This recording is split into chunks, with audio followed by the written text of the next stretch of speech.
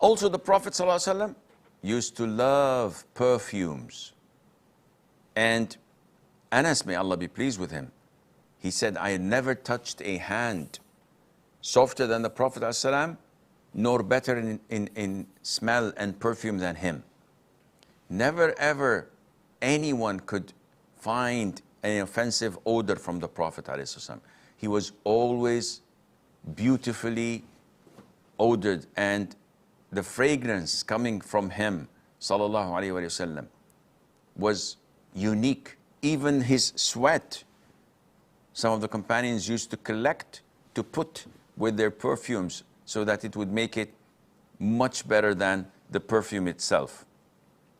The Prophet ﷺ used to love horses because they are animals of pride, strength, and power. Most expeditions and battles and wars were won on horseback. And at the end of the time, when oil will disappear, when all types of electricity would vanish and there would be no sources of power as we have them today, people would go back to horseback, where they'll be commuting from one place to the other and fighting wars on horses. Among the things that the Prophet used to love, alayhi salam, he used to love being optimistic. So whenever he hears a good name, he would like that.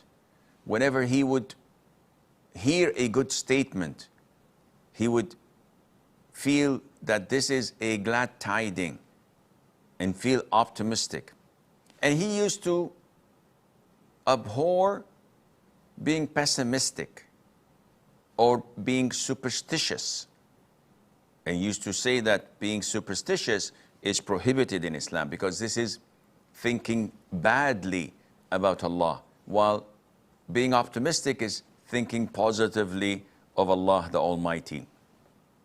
The Prophet ﷺ used to love when his companions come to him with a good dream, a good vision, and he would interpret it for them in a good fashion, because this is part of being optimistic. And also the Prophet ﷺ used to love, among the things he loved, using the right hand in everything that is positive and good.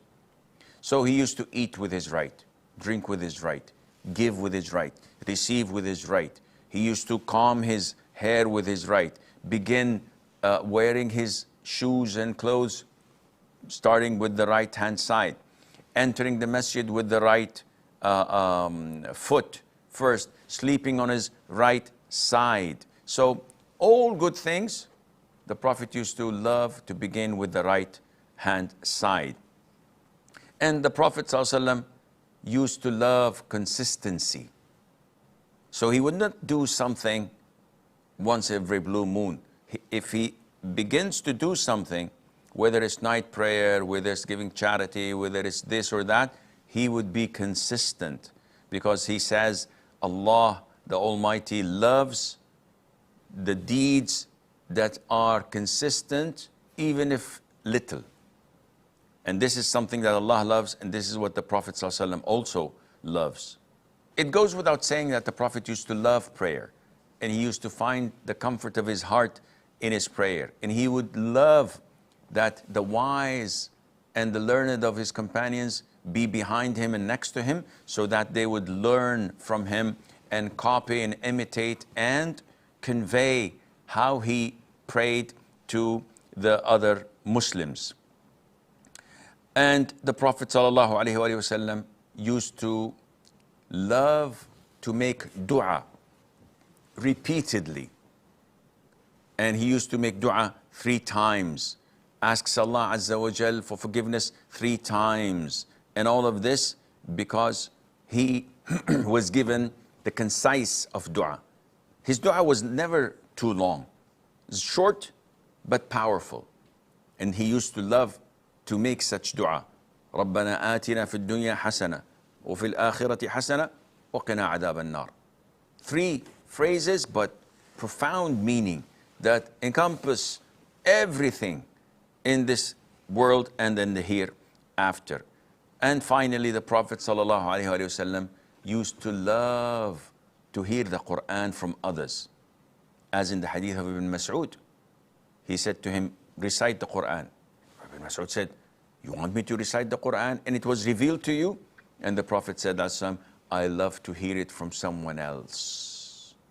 So this is a preview of some of the things that our Prophet ﷺ loved.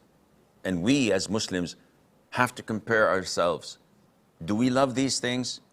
Are we close to the Prophet ﷺ? Did we know these things about him? So that once we are asked about who is this man who was sent to you in our graves, we inshallah would be equipped with the knowledge and the know-how, and we would have walked the talk by implementing it in our lives.